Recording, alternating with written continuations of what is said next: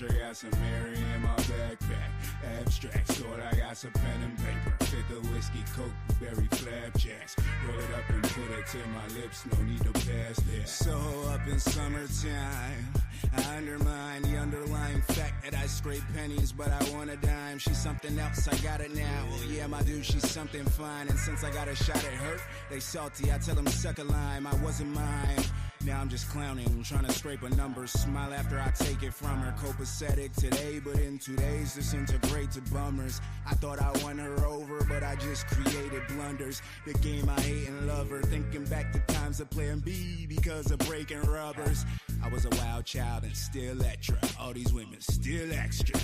I'm just trying to find an ill chick and a chill spectrum to make my broken heart feel better. Let the ship set sail off to adventure. Got some Mary in my backpack. Abstracts, thought I got some pen and paper. Fit the whiskey, coke, berry flapjacks. Roll it up and put it to my lips, no need to pass that. Let the ship set sail off to adventure. Got some Mary in my backpack. Abstracts, thought I got some pen and paper. Fit the whiskey, coke, berry flapjacks. Roll it up and put it to my lips, no need to pass that. Pass that. Pass that. Pass that. Pass that. Pass that.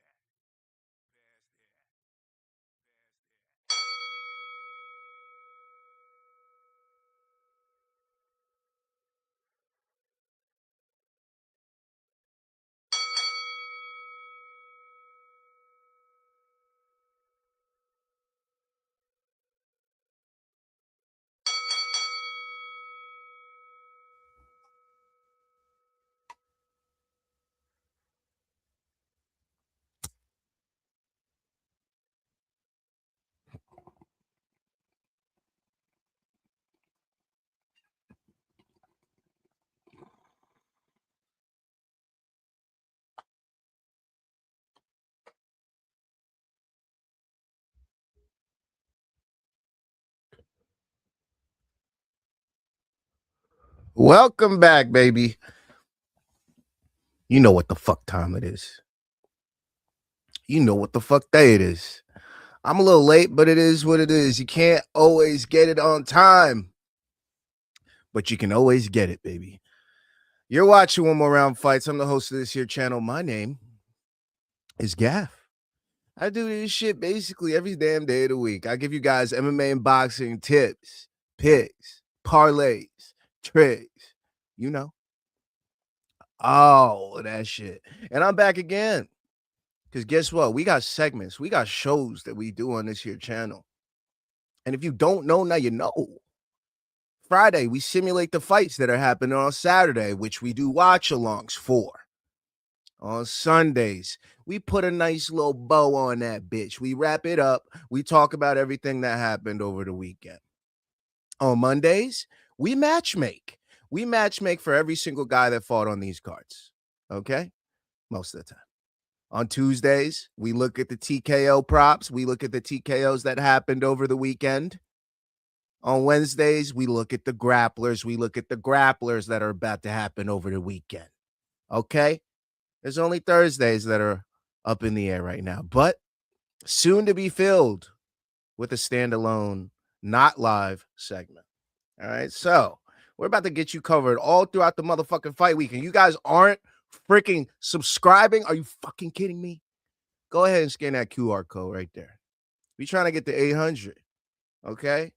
8 motherfucking hundo. All right. And then we're trying to get to 900. And then we're trying to get to 1,000. And we're going to have commercials in this motherfucker. So I can see why you guys are holding back. You don't want the commercials. I get it. But you got to share. You got to let people's lives get better, people. Because you know the second that you subscribe to One More Round Fights, boy, does your life get better. I mean, birds start chirping. People start hitting you up. You start finding money out of nowhere. I mean, you just things just start to turn around in life once you subscribe to One More Round Fights. So please, if you haven't and you want your life to get better, I mean, I provide this all the time. You're just not taking it, brother. Subscribe to the channel.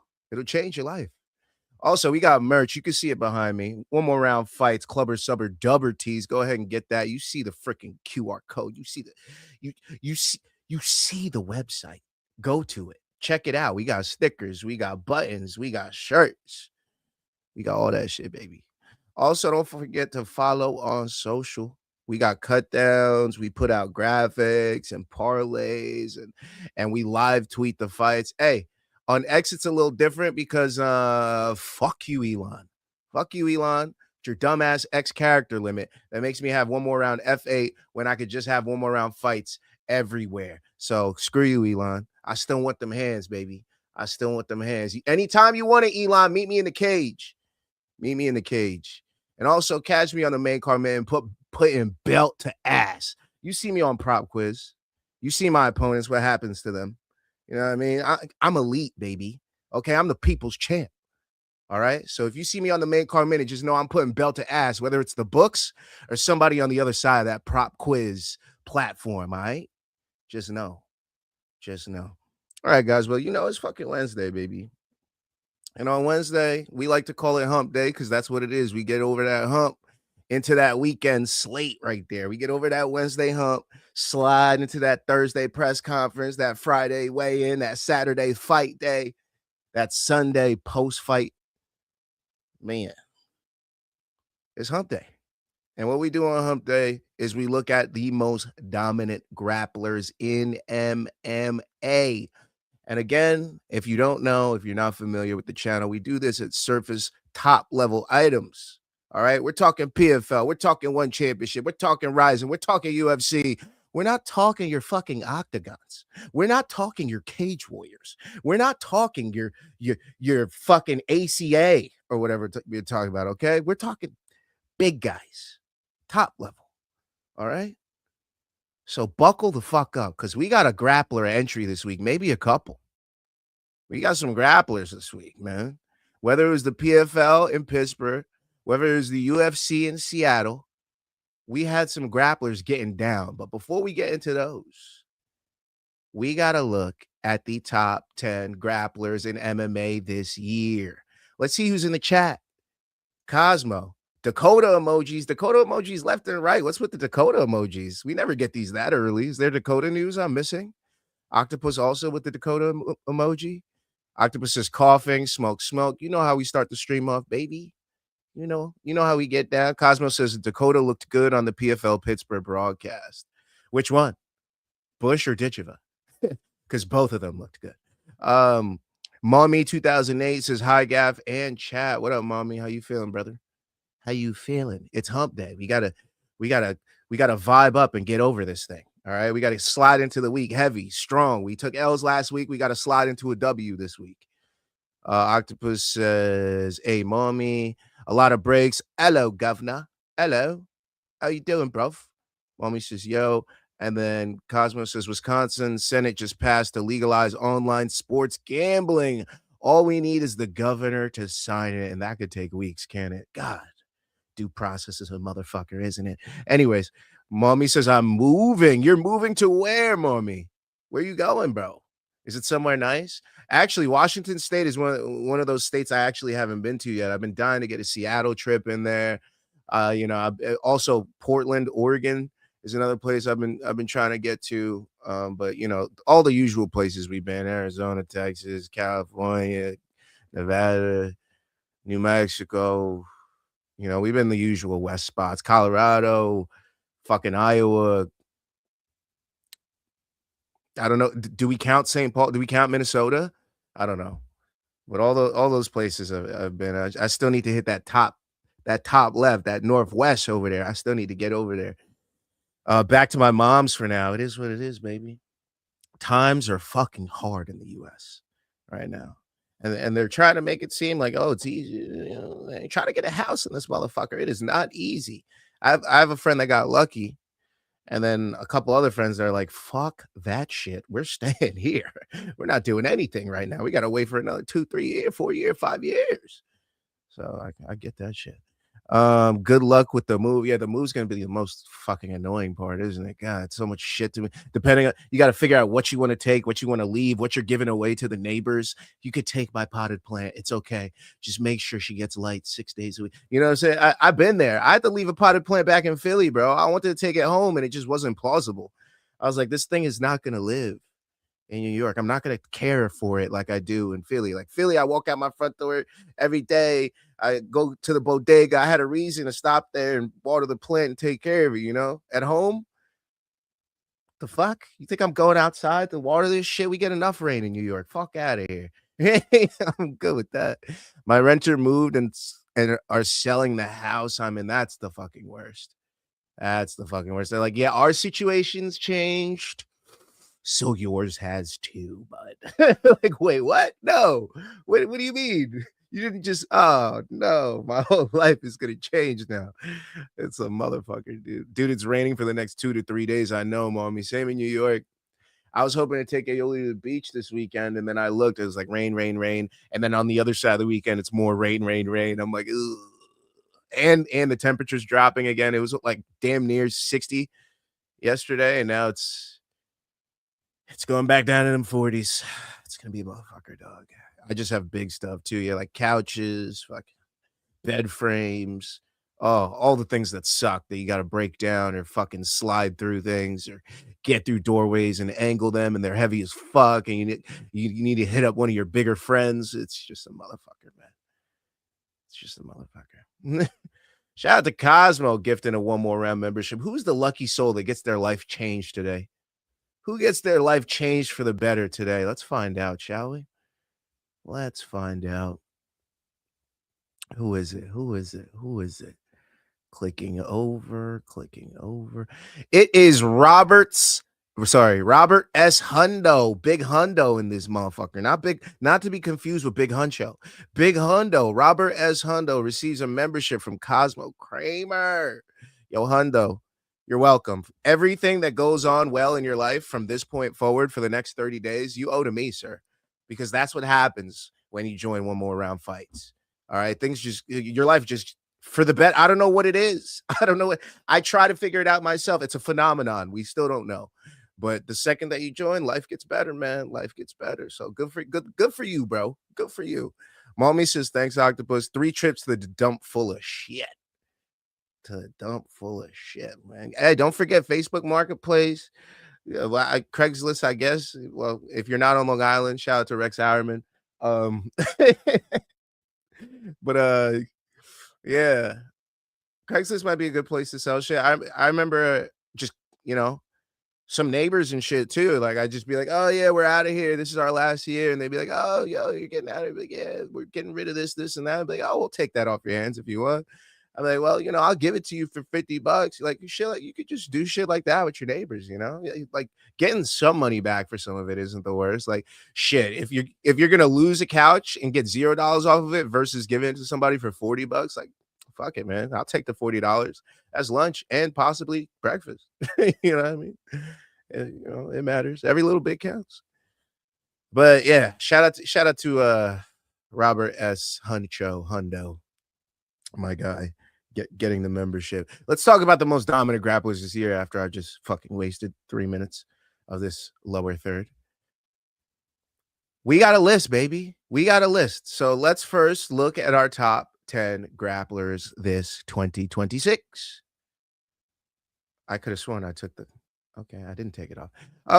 In the 1 spot, Mario Bautista defeats Vinicius Oliveira via submission, rear naked choke, round 2, 4 minutes and 46 seconds. In the 2 spot, Usman Nurmagomedov defeats Alfie Davis via technical submission, arm triangle choke, round 3, 4 minutes and 41 seconds. In the 3 spot, Justin Gaethje defeats Paddy Pimblett via unanimous decision. In the 4 spot, with 20 takedowns, Miktabek Orbai defeats Chris Curtis via unanimous decision. In the 5 spot, Benoit Saint-Denis TKOs Dan Hooker with a grappling performance, round 2, 4 minutes and 45 seconds. In the 6th spot, Bobby King Green, 3 or 4 takedowns to defeat Daniel Zellhuber by TKO in round 2, 4 minutes and 55 seconds. In the 7th spot, Shoko Sato defeats John Sweeney via submission triangle, round 1, 2 minutes and 44 seconds. In the 8th spot, Francis Marshall defeats Eric Silva via submission, rear naked choke, round 1, 2 minutes and 29 seconds. In the 9th spot, Raul Rosas Jr. defeats Rob Font via unanimous decision, getting another multitude of takedowns. This man got a damn near score of takedowns as well. And in the 10th spot, winning a close majority decision, is Movsar Evloev defeating Lerone Murphy via majority decision, using those takedowns in rounds 3, 4, and 5 to secure the victory. Some don't think that deserves to stay in the list. Maybe it drops. Maybe it falls off. Maybe there's some performances that take it off this week. We'll find out right now, baby.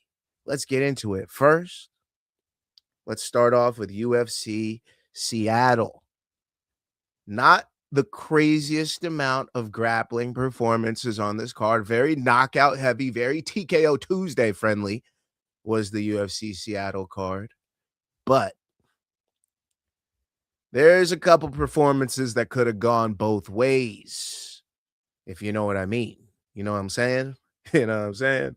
But anyways, Joe Pyfer defeats Israel Adesanya via TKO ground and pound. That's right.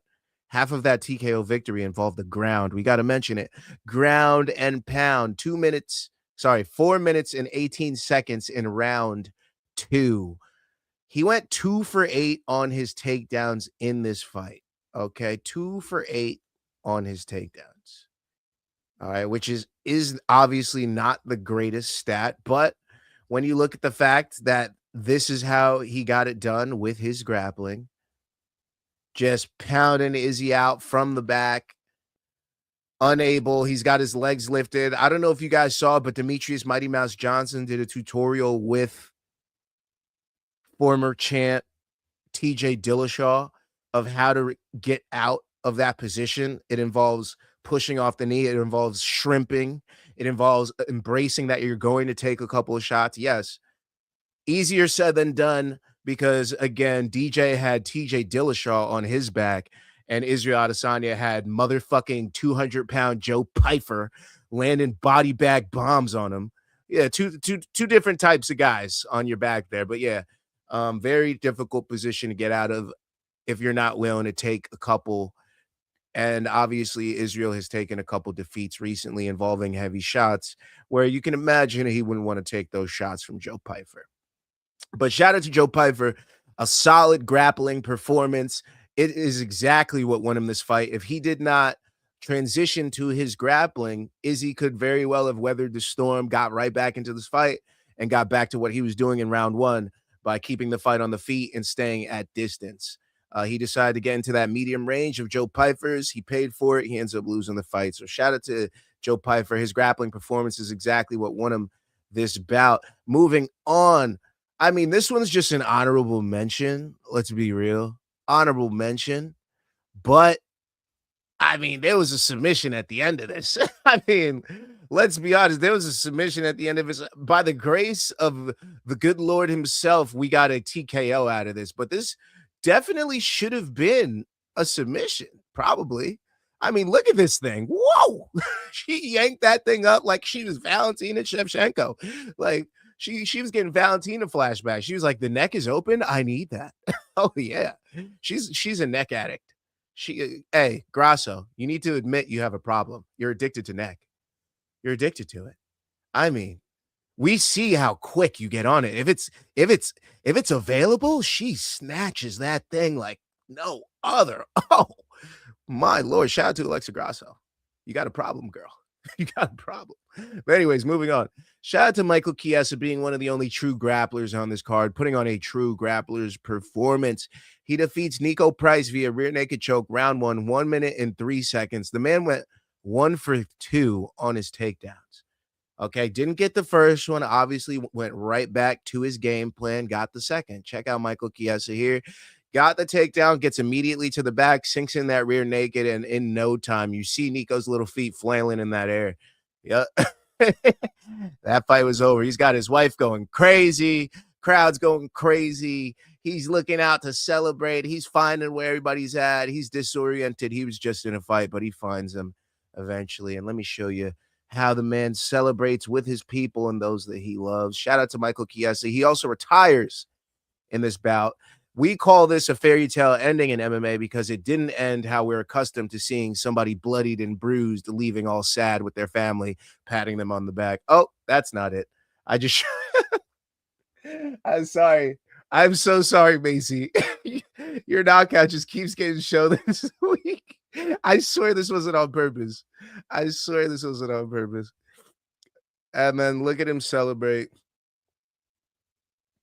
Oh, man, I just showed the wrong thing again. My bad. I'm fucking up.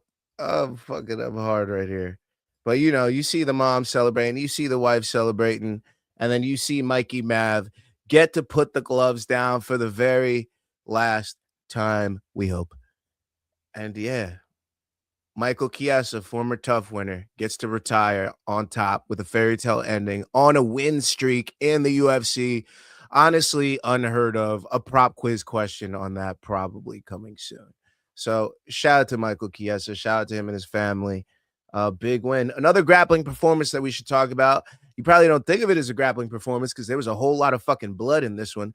Tafik Masayev defeats Ignacio Bahamondes via unanimous decision, 29-28, 29-27, 30-27. The man went 3 for 5 on his takedowns, and the grappling is exactly what got him to win this fight. But, you know, he had to wade his way through some fire in this one. I mean, check this out. Look at that elbow he had to fight through to get to this takedown. He didn't even get the takedown. He had to eat a whole lot of strikes from Ignacio Bahamondes. If you saw it on TKO Tuesday, he ends up getting dropped in round 1 with a strike, probably just before this, because Ignacio Bahamondes was like a feral cat. He just wouldn't go down at one point, but Tafik Masayev stays on his game, eventually gets him down to the mat, lands some ground and pound, and this is the elbow that eventually opened up the cut and all the blood that we saw eventually all over this fight. I mean, you saw it land. It was heavy on top, and you see the blood pouring right there on his forehead. I mean, that elbow's heavy. Look at it again. Boom. Dropped his entire weight down behind that. I mean, I've never landed one of those because obviously I've never landed or had one of those landed on me because I don't train that way. I'm not a MMA fighter, so I don't need to train these positions. But yeah, I can imagine that is a lot of torque and a lot of pressure because I've been on the mats for jiu-jitsu, and getting framed on like that when somebody's postured up is enough. So I can't imagine somebody also dropping the entire weight of an elbow down on your forehead, splitting you, turning you into Harry Potter for life. That's crazy work, brother. That's crazy work. One last highlight I want to show you from this fight. Check out Tafik Masayev getting freaking nasty with the scrambles, brother. Check this out. Oh, no, sorry. I missed it. It's just the bloodiness of this fight. None of that blood on him is his. That's all Ignacio Bahamondes' blood. The blood on the floor is all Ignacio's. I believe he was one of the first people to bleed on the night. So all the blood that you see in the cage is Ignacio Bahamondes's. On the mat, on him, on Masayev. Brother, it was a bloodbath. All right, so if you like that type of shit, go ahead and watch that fight. Tafik Masayev, Ignacio Bahamondes. If you get a hard on for that Nicholas Dalby Ross Pearson fight, then this might have scratched that itch for you, my boy. Cosmo Kramer says, still so weird that Macy seemed conscious while trying to take down the ref and then completely went out for like 2 minutes. Yeah, that was weird. It almost seemed like the Shane Burgos, how he went out. It was just like he was fine and then he was not fine. Like, that was weird, you know? I have so much irrational hate for Chiesa. Why, man? I mean, maybe it's because he kind of looks like a hippie. People hate hippies, you know. Tyrell Fortune defeats Marcin Tybura via unanimous decision, 30-27, 29-28, 29-28. He went 3 for 5 on his takedown, so we got to mention this in all the grappling performances, especially since there was so little on UFC Seattle. Okay, I mean, we had to throw Alexa Grasso in there as an honorable mention, for God's sakes. All right, but let's show Tyrell Fortune and Marcin Tybura. I don't even know what I have to show you from this fight, to be honest. Like, did I get a freaking highlight of Tyrell Fortune? Like, what am I even pulling from this? Oh, yeah, so it's just a handshake. Oh, that's what I'm pulling. So if you guys don't remember, during this bout, this was originally scored for Marcin Tybura, and they even go as far as raising his hand and letting them walk away. And as you can see here, and then they're going to call both gentlemen back as I fast forward here to the very end of the video. They go back again. They make them stand there again, as you can see here. And then right at the end, they crown the rightful winner of the fight, who is using his grappling, Tyrell Fortune. He is undefeated in his debut bout in the UFC. That was a scary one because I was like, how did they score that for Tybura? And then they quickly corrected it. So no harm, no foul. I'm sure Tybura's fucking pride was devastated from that. And I'm sure Tyrell Fortune felt amazing after that because thinking he lost into getting a win must feel great. But yeah, shout out to all the grappling performances from UFC Seattle. That's all I got from you from them. But that's not all the grappling that happened over the weekend, gang. PFL Pittsburgh happened. That's right. Headlined by former middleweight champion Johnny Eblen.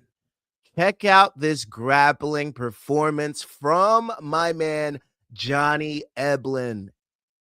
He defeats Bryan Battle via submission, rear naked choke, round 1, 4 minutes and 10 seconds, in which, get this, he went 7 for 8 takedowns.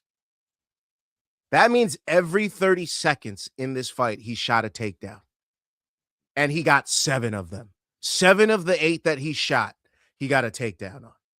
Are you fucking kidding me? Brother, that is efficiency. Brother, that is dominance. Brother, let's go ahead and look at this. I mean, oh, man, I don't have any of the takedowns, but I do have the finish for you guys. Shout out to Johnny Eblen submitting Bryan Battle. Look how tired Bryan Battle looks in 4 fucking minutes. In 4 minutes, look how tired Bryan Battle looks, bro. You know how tired, you know how much shit you had to been through in 4 minutes to look that tired as a professional MMA fighter? You know how much shit you have to have just been through? Johnny Eblen put him in the motherfucking washing machine and spun him around for fucking 4 minutes until he was so tired he couldn't do anything but give up the choke. Look how happy his corner is because of the performance that he just put on. That's what I'm telling you. Johnny Eblen looked so absolutely dominant in this performance that there is no other person that you put in front of him besides Costello Van Steenis again.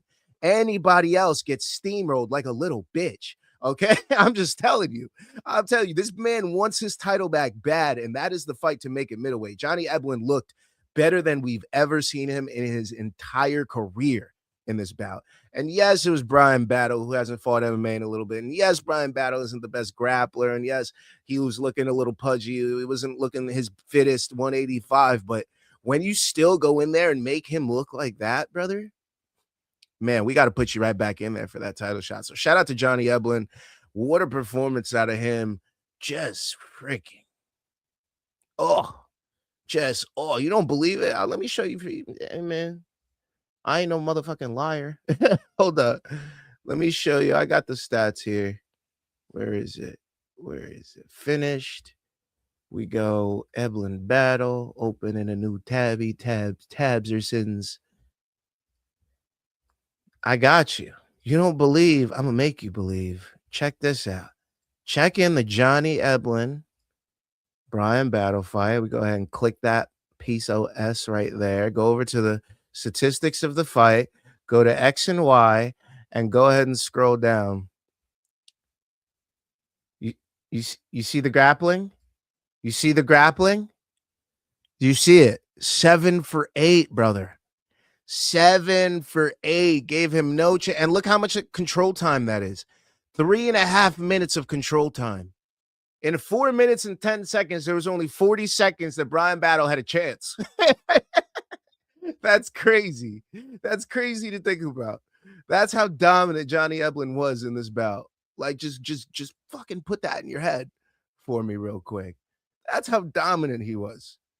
Oh, let's talk about some other grappling performances. I don't have highlights from these bouts, but I do want to talk about them.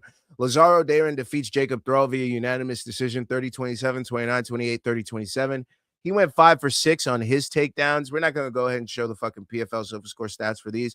It's okay, because especially since Lazaro is probably supposed to finish this opponent. Yes, he did look dominant. Yes, he did look good, but this is an opponent that this guy was supposed to finish.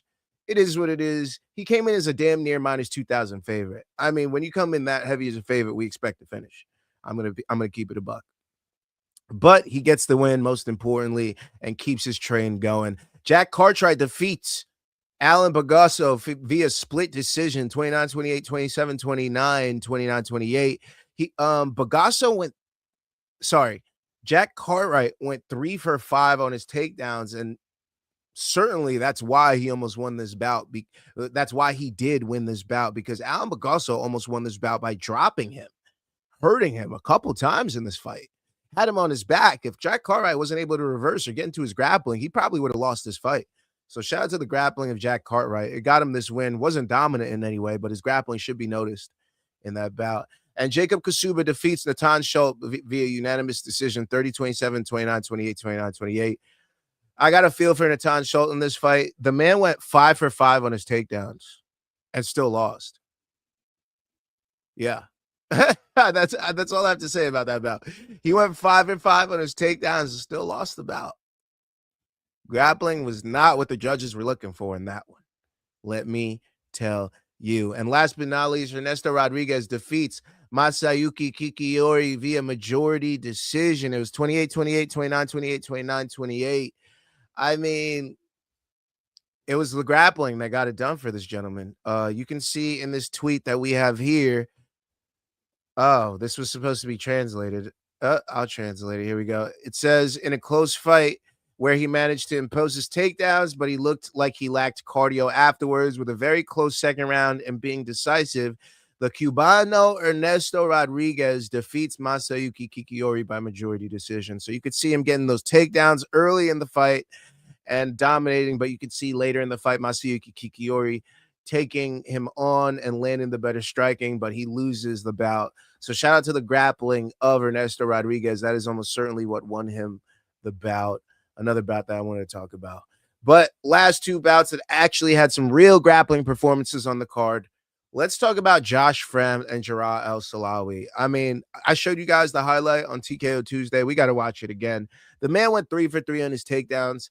The takedowns is exactly what got him back into this fight and what won him this fight. Let's peep, man. Let's peep. Look at this grappling from this man. Look at this. I don't even know how. Look at this. Have we seen this before? This man's leg is through the shorts, into the shorts, pulling his pants off. What is going down? What is going down? The man's pants came off here. This was a first. This was a first. Look at this. The ref doesn't even know what to do.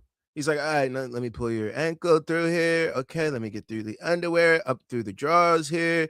All right, now you pull these back up. Like, what are we doing? What? We have never seen something like this happen in the cage, octagon, ring, nothing. This, I don't even know how I don't even understand how this happened. Like, as you can see, the play-by-play on this. Like, how legit, what? Look at this. It's like angled through the underwear. It's not even just like, one through one hole. It's like through two holes. Weird ways. I don't know, man. Shout out to Josh Fremd, though. His grappling performances is what got him. But the real grappling performance we want to talk about is the one I told you guys to keep an eye out for the entire week. Fred Duprat defeats Ethan Goss via technical submission, guillotine choke, round 1, 2 minutes and 46 seconds. He didn't get a takedown. He attempted one, but all he needed to do was get that subber for that dubber. Check him out there. Look, got him kicking his legs all crazy. Got him kicking legs all crazy. And then the technical submission's called. He's like, you can't flail like that, brother. I got to call the fight. I got to call the fight when you start flailing like a fish out of water and then your legs go fucking quiet.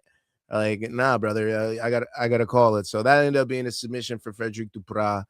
And those are all the grappling performances from PFL Pittsburgh.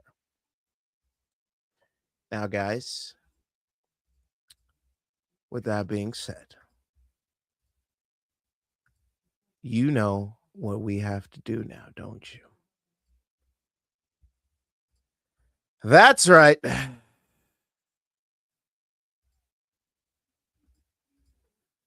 We got to look at our top 10. We got to look at our top 10. Now, oh, this is annoying the crap out of me. Hold on.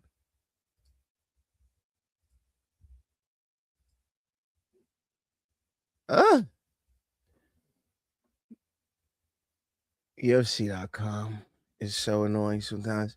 Oh, I still have to lower up. My bad. Check out these comments. Laugh out loud, same Cosmo with the Dakota emojis. He's a Maverick. Any of the fights on Saturday's card available for CP units? I think we're gonna have a 2-fight card. I think it's gonna be Jandaroba Ricci, and no wait, Chris Duncan's not in the game. He might be by now. I gotta check, but it's either a 1 or a 2-fight card. But Ricci Jandaroba is definitely on there. Ricci Jandaroba is definitely on there. So guys, oh wait, I didn't read this. Macy needs to cut weight like ever again. She's gonna die. And that's fucking flyweight, brother. I mean, she's not a bantamweight, though. She's too small for bantamweight. So what? Her career's over because she got, augmentations? Like, that's fucked. He's a Maverick, Cosmo, and Slido. He's a winner. All right, boys. You know what time it is. It's time to look at the new top 10 grapplers list of this 2026. And it is as follows. Taking over the number 1 spot is Johnny Eblen, defeating Brian Battle via submission, rear naked choke, round 1, 4 minutes and 10 seconds. The man did it in 1 round. The man still got 7 takedowns in 8 attempts and got a finish. Yeah, he's the most dominant grappling performance we've seen this year. Has to be, hands down. In the 2 spot, everybody moving down 1. Mario Bautista defeats Vinicius Oliveira via submission, rear naked choke, round 2, 4 minutes and 46 seconds. In the 3 spot, Usman Nurmagomedov defeats Alfie Davis via tech sub, arm triangle, round 3, 4 minutes and 41 seconds. In the 4 spot, Justin Gaethje defeats Paddy Pimblett via unanimous decision, claiming his interim title. In the 5 spot, Mektabek Oralbai defeats Chris Curtis via unanimous decision, getting a score of takedowns. In the 6th spot, Benoit Saint-Denis defeats Dan Hooker via TKO punches, round 2, 4 minutes and 45 seconds. In the 7th spot, Bobby King Green defeats Daniel Zellhuber via TKO punches, round 2, 4 minutes and 55 seconds. In the 8th spot, Shoko Sato and Ryzen defeats John Sweeney via submission triangle, round 1, 2 minutes and 44 seconds. Beautiful setup. In the 9th spot, Francis Marshall quickly defeats Eric Silva via submission, rear naked choke, round 1, 2 minutes and 29 seconds. And in the 10th spot, Raul Rosas Jr. gets a multitude of takedowns, defeating Rob Font via unanimous decision. And these are the top 10 grappling performances of this 2026. I hope you guys enjoyed them. But we're not done here on Hump Day, gang. Now, I know last week we had, TKO Tuesday, made the show longer and shit. No. We got to look ahead. We got to look at the future, baby. All right? And guess what? We only got 1 MMA card this week, but there's a couple fights, maybe a triage of fights I would like you guys to look at. Okay? So guess what? We're talking about picks on UFC Vegas 115. Let me bring the chat back. Her career is over because she's having seizures before and during the fights. Damn, Slido. Don't do her like that. Octopus says, Slido, yeah, dude, she's destroying her organs with these weight cuts and fights. Hammy says, getting cracker in the head after making weight while suffering from seizures can't be good for your health. Yeah. And you see her on social afterwards. Like, she looks like she's in better spirits, but you kind of know deep down that shit ain't going well. You know what I mean? So I feel for her. I hope things are going well, and I hope her recovery is smooth and quick. Hammy says cracked, and then Cosmo says that's disrespectful. You know what I'm saying? You know what I'm saying? You know what I'm saying? Shout out to Brian Battle. You know what I'm saying? But anyways, picks on UFC Vegas 115. And if we do picks, we got to look at performances. So we got to do one thing, baby. We gotta look at what these people do best. We gotta look at what these people do best. So let's start off. Shit. You know what? Let me X this out. Let me just X that out and reshare something else because I'm fucking up. Fucking up left and right over here. All right, here we go. Let me mute this, add to the stage, wrong way. Here we go. All right. Picks on UFC Vegas 115. Let's start at the top, shall we? That's the smartest thing to do here. I mean, Money Moicano in the house. Chris Duncan in the house. Ground game ability for both guys. I don't know if it'll be a sub, though. That's the question, because Chris Duncan hasn't gotten a sub in quite some time now. Sorry. Chris Duncan has gotten subs. He's got one over Terrence McKinney. He's gotten one over Jordan Vucenic. Okay. He's got one over Balajiaki. He did get subbed by Manuel Torres. That should be noted. All right. Manuel Torres, similar build to a Renato Moicano. Just saying. Keep that in mind. All right. But if you go back and you look at Renato Moicano, despite Renato Moicano being a grappler, not a lot of grappling performances. He got subbed by Makhachev. He decisioned Beneil Dariush. He TKO'd BSD. He TKO'd Jalen Turner and decisioned Drew Dober. But if you wanted to cover your base in this fight end submission would not be a bad proposition, because when Renato has lost, as you can see, it was by submission to Islam. Okay, so that, that should be on your radar in some way, shape, or form. He does have the sub over Alexander Hernandez and the sub over Brad Riddell in 2022. But damn, brother, it's almost been half a decade and you haven't gotten a sub. You know what I mean? Isn't that your thing? That's your bread and butter. So maybe this is the fight for Renato Moicano to get back to subbing. I will be keeping an eye on that fight. I will be keeping an eye on what he says throughout the week, because, yes, that does matter to me, especially with a guy like him. He kind of does keep to his word. So, yeah, I got an eye on Renato Moicano to pull off a sub. Also, the Jandiroba Ricci fight. If you're not keeping an eye, I know it's a chick fight, for lack of a better term. Okay, I know it's two ladies going in there and fighting, so obviously we're all leaning decision. Jandiroba is 37. They're on the smaller side, so we're never thinking TKO. It's decision or sub, right? And Tabitha Ricci has surprised us recently. She got a TKO over Amanda Ribas. Okay, in 2024, she was decisioning as we expected her to be doing. All right, even losing to Yan Xiaonan by decision. Okay, and back to 2023, decisions then too. Now, she does have a sub over Jessica Penne, but a sub over Jessica Penne is not at all in the same league fucking anything as a sub over Verna Jandiroba. That's like subbing a fourth grader versus subbing a jiu-jitsu black belt. No offense to Jessica Penne, but that's the depth of levels that I'm speaking are between Jessica Penne and Verna Jandiroba. Okay? So that's why I'm like, subbing Verna Jandiroba would be hard as fuck. Subbing Jessica Penne is possible. You know what I mean? So, and as for Verna Jandiroba, if you look at Verna Jandiroba's stats, she really hasn't been wowing us with subs. Now, that is one of the things she has done. She lost to the champ, but she beat Yan Xiaonan by decision. She beat Lemos by sub. Lemos was her last sub back in 2024, and what was that, her only one? Because the rest were decisions, right? And she had the TK over Murata. Yeah. Oh, and Felice Herrig. So she does have a couple subs. 3 subs. Mallory Martin. She's 3 subs. So it's possible, but I probably wouldn't be leaning that. I'm just saying, if a sub happens and you don't have one of your chips on that ticket, I'm sorry, but I might have a fight end sub there just in case, because you never know. But ladies are flexible and ladies get out of submissions pretty quick. It's tough. At this level, yeah, it's probably going to be a decision. I'm probably not taking either of them by sub. Let's be honest. But I'm not going through every fight, by the way. I'm just going through the ones that I think have sub ability. So we're moving past this, These are both TKO abilities. You would think, because Tommy McMillan trains at Red Hawk Academy, that he'd have some jiu-jitsu under his belt. So it might be possible. Let me quickly look at his Tapology to see how many subs he has under his belt. Oh, yeah, that's a lot, isn't it? That's a lot, y'all. Look at that. That's 5.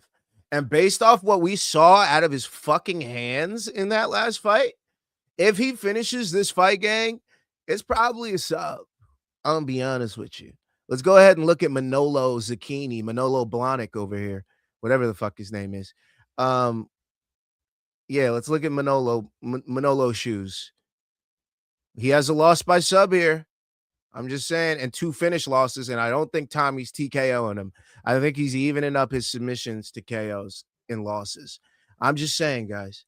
I'm just saying, I don't make the rules. I just follow these motherfuckers, okay? I'm just saying that it's a possibility that Tommy gets that sub and his 10th victory. And if it happens and you don't got money on it and I'm dancing in the chat, having a good old time, you're going to feel pissed the fuck off. That's all I got to say. That's all I got to say. Wait, Tommy. I forgot to write him in. All right. McMillan. All right. And then Robert Ruchala is another one that I want to take a look at. Because a lot of these guys, I don't believe in the sub ability. Guilherme Pat, Thomas Peterson, I think that's a TKO. Jose Delano, Robert Ruchala. Okay, now if you look at Robert Ruchala's record, let's go to Tapology because it shows it the easiest. He does have even TKOs to subs, 3-3. Okay, now his finishes are more than his decisions. Okay, 6 finishes to 5 decisions in terms of his wins and losses. All right. Now, I personally think this will be a TKO because his last 3 fights ended by TKO, but I'd be stupid to not have a submission prop for this fight just because who the fuck's that? Just because of his opponent, Jose Delano. Like, Jose Delano, what the hell is this? It's in a different language. Jose Delano is a Brazilian, yes, so you wouldn't think he'd likely to get finished, but he does have 1 TKO loss and 1 sub loss.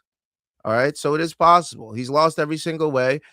Who are we to think he can't? Robert Ruchala can't sub a Brazilian, huh?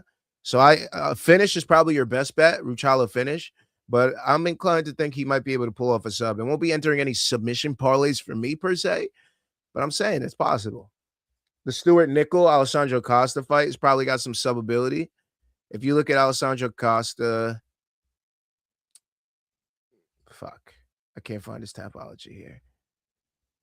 Guess we're going to the UFC page.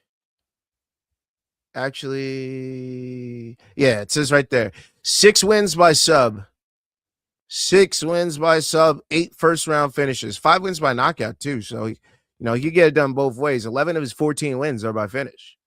All right? And 6 of them are by sub. Majority by sub. So, now Alessandro Costa sub against Stuart Nickel. Let me tell you something about Stuart Nickel. This guy has fucked me twice already in the 2 fights he's had in the UFC. Let me tell you something about Stuart Nickel. All right? This fucking guy.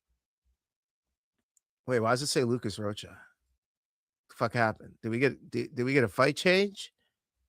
No, still Alessandro Costa. Okay. Let me tell you something about Stuart Nickel. You see that sub? You see that sub loss? I lost on that in his very first fight in the UFC against Jesus Aguilar. So I know the potentials of Stuart Nickel getting subbed by some random dude, some random Brazilian on a card, okay? Shout out to Jesus Aguilar. Oh, he's Mexican. Sorry, Jesus. But shout out to some random Latin American submitting Stuart Nickel and fucking me, all right? And then he loses again when I'm like, I'll give him a shot. He's probably going to come back against Lucas Rocha. No, he lost to this guy too. All right, so I'm fully fading Stuart Nickel. I'm calling the sub of Alessandro Costa. Alessandro Costa, on the other hand, why wouldn't I rock with that guy? I mean, why wouldn't I rock with this guy? Let's go ahead and look at him one more time. Where's his there it is. I mean, how do you not rock with this? 5, 6, and 8, 5 knockouts, 6 submissions, 8 first-round finishes. Brother, those are good ratios to me. So I will be considering it. I don't know if I'll be taking those. By Alessandro Costa. And last but not least, the last one that I'll present to you that has sub ability in it, where I'm saying you should keep your eye on it, is one of the first fights of the night. Right here. Azamat Bakayev and Tresean Gore. I think I presented this to you yesterday. He has an even knockout to submission ratio, 8-8. I don't know which wins, but it would be smart of you to have finish or at least one of these 2 right here. Bakayev by KO, Bakayev by sub. I tend to think it will be Bakayev by sub because if you look at his opponent, Tresean Gore not the best on the ground. Just strictly looking at his opponents, Marco Tulio pretty good on the ground, Rodolfo Vieira pretty good on the ground. He lost to both of those guys. One by TKO, one by decision, right? But you see down Cody Brundage, he lost overhand right. Just saying. Cody Brundage, he lost to him by striking. I know. So most of his losses by TKO. He doesn't have any sub losses, but grapplers seem to be his kryptonite. Bakayev just had a tough stint striking. Maybe he wants to get back to his grappling. I could see Bakayev subbing him. So those are all my picks on UFC Vegas 115 for grapplers, which leads us to what we got to do next. We got to create our suburb parlay of the week. We got to create our suburb parlay of the week, baby. All right. She got knocked down, hit again. The blood stopped flowing to her brain. Anyone actually betting on Moicano? I see Duncan getting it done inside of 2 rounds. Damn.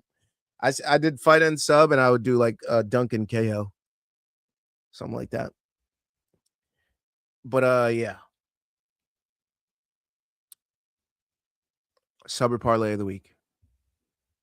I'm feeling, now call me crazy, but I'm feeling a Tommy McMillan sub,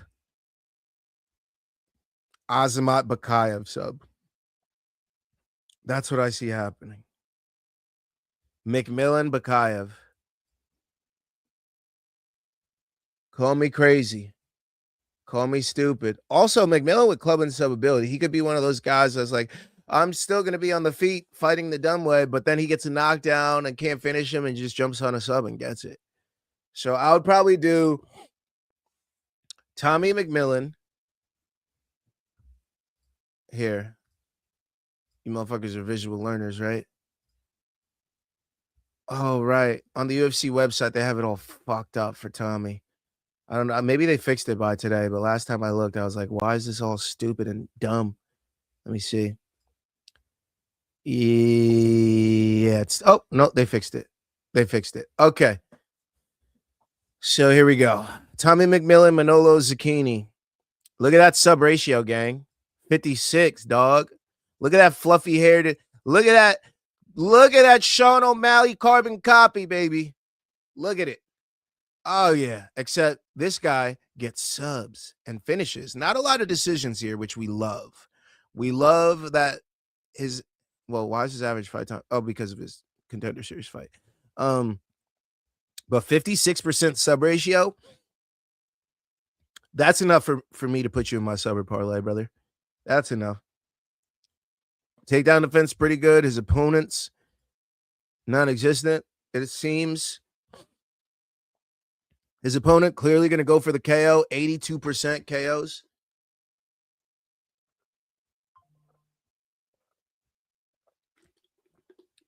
%. If McMillan's stupid, he'll keep it on the feet. If he's smart, he takes him down and gets the sub. All right, McMillan sub.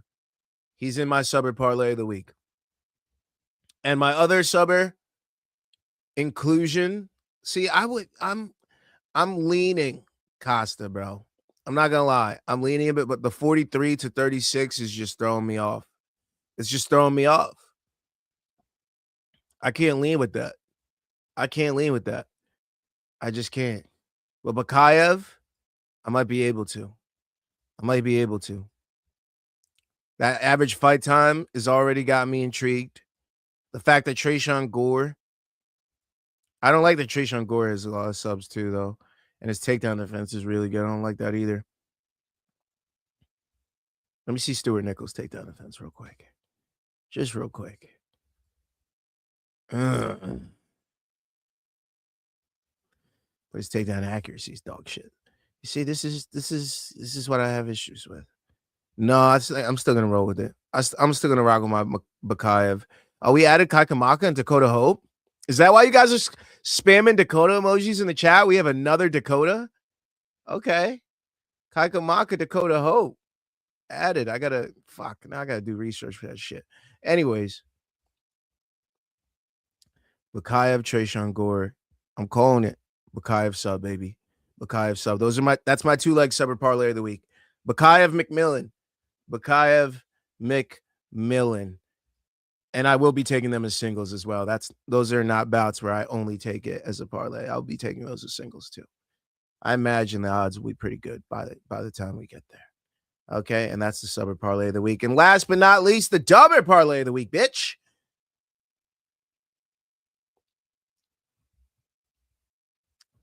I mean, you've seen it.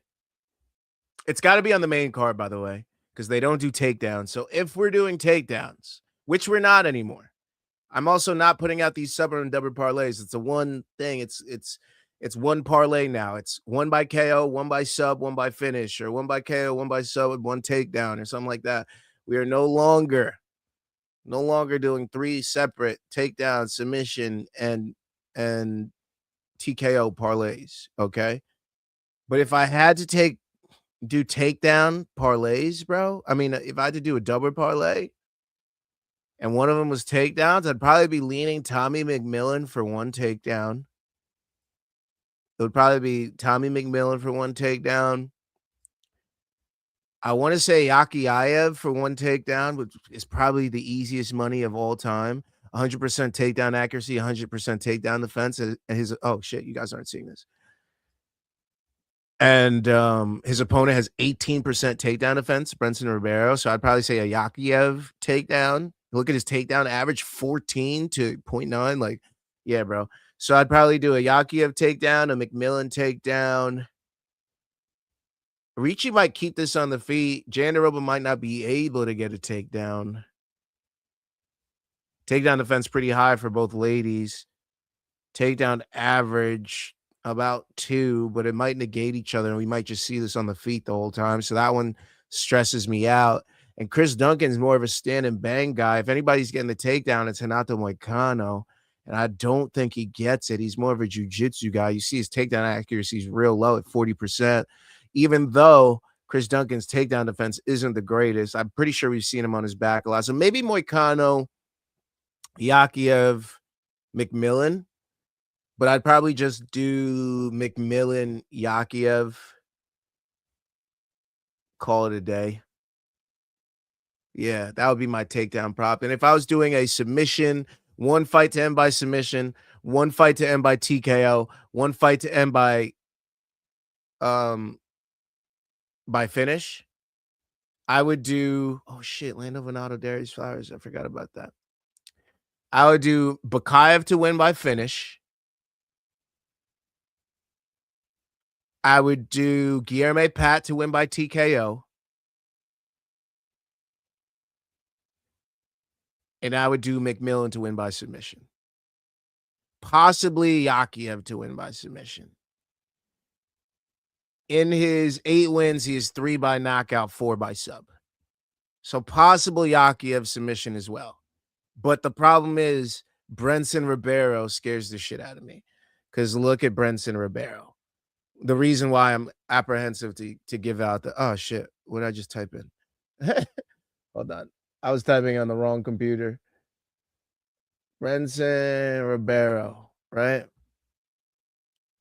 If you look at this gorilla, he does have a lot of knockout losses. 5 knockout losses and only 2 submission losses, which is why I was like, he might get knocked out by Yakiev, like a ground and pound type deal, which is why I wasn't going Yakiev sub. But Yakiev takedown might be a deal. Might be something we like. You know, hopefully it's not on the feet, but I'm just saying. And that's basically what I have for the double parlay this week. All right. That's it for the show, gang. I hope you guys enjoyed it. Don't forget to tune in for our other shows throughout the week. Friday, we're going to have CP Unit Simulation, Tabitha Ricci, Verna Jandaroba. Saturday, we got the watch along, just UFC, no PFL this week. Sunday, we got the live chat. Monday, matchmaker, TKO Tuesday. And then we got Hump Day a week from now, and we repeat the cycle over and over and over and over again.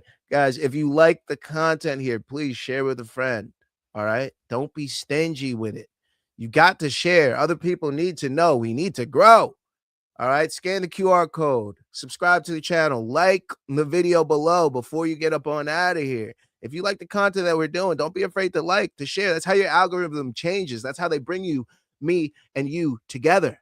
That's how they make us one. All right? You gotta sub, you gotta like, you gotta share, you gotta let the algorithm know you like the channel, brother. If you just like once every fucking 3 weeks, it doesn't do shit. You know what I mean? Nobody's getting help from that. We gotta like all the videos, we gotta share, we gotta do it all. All right, people. Don't forget to sub, don't forget to share with a friend. If you guys want merch, One More Round Fights, Clubber Subber Dubber Tees right behind me. You see it. That's the back right behind me, and that's the front right there.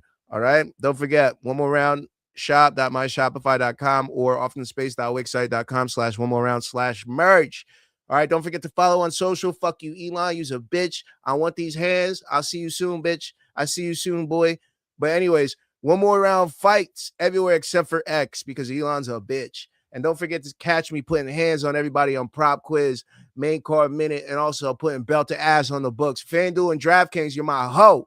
FanDuel and DraftKings, you's a bitch. And I'm coming back. I'm ski masking you hoe-ass bitches this weekend. I'm coming to get you, DraftKings and FanDuel. I'm coming to get you. Hope you guys enjoy the rest of your day. I'll see you guys Friday for the CP units. I'm out. Deuces.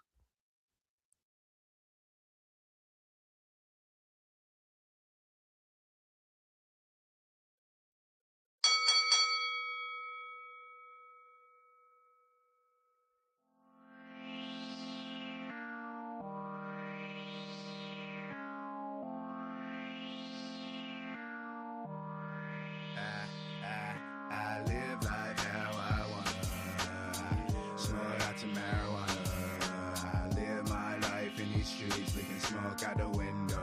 I'm on a trip. Maybe I'm a gunner, cause I live in hot box like a sauna in a foreign or Americana. Let me grind my green, roll up, put inside my weed. Toast one to the sky, go the highest, then go puffin' like my trees. Flowing on an Nimbus cloud. Who's blessing where I'm hitting loud. Blowing smoke like guns blazing, blowing holes in the span of one day. And I'm saying I live life how I wanna. Smoke out to marijuana. I live my life in these streets, licking smoke out the window. I'm on a trip. Maybe I'm a gunner, cause I live in manana. Hot box like a sauna in a foreign or Americana. My eyes low, my vibes up, yeah. My fly smoker cause the sinus. If you want, I got more in a grinder. After the blunt, you can call me a highness. I live life how I wanna. Smoke out to marijuana. I live my life in these streets, licking smoke out the window. I'm on a trip. Maybe I'm a gunner, cause I live in manana. Hot box like a sauna in a foreign